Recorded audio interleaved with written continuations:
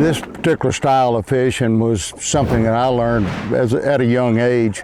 My dad, Mr. A.E. Smith, and my mom, Flo Smith, loved the crappie trails and fished the Crappie USA and all the crappie masters. He ended up getting some 20-foot cane poles from B&M way back when. They got to be called the big guns. Here come the big guns. And so that kind of affectionately is what we call these power trollers, or these long rods today. We call them the big guns in honor of him. My dad had a bail weight on the bottom.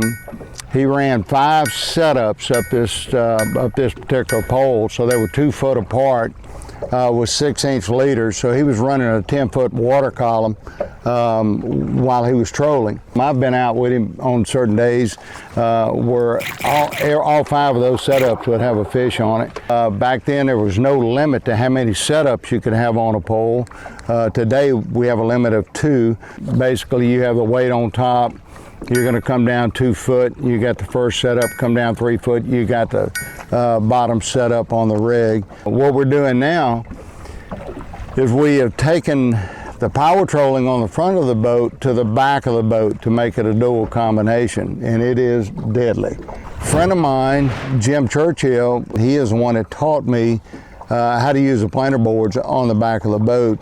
And the Church Tackle is the only planer board that is designed to be small, efficient, operate the way this particular board operates, and to handle up to 3-ounce weights. What they're doing is they're setting the same 2-ounce weights, 5-foot leader. If we're catching fish at 12 foot on these line counters, they're setting their line counters in the back at 12 foot, putting the planer board on, and that planer board now becomes the rod tip.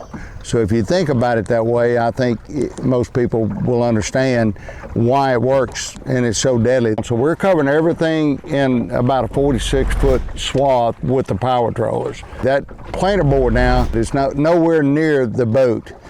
It has moved everything outside. These fish have adapted. They've gotten a little spooked. You'll see them on the graph. They'll dive. They'll run out from the front of the boat. Those planer boards will show out on the back. They will catch as many or more as we will catch on the front of the boat.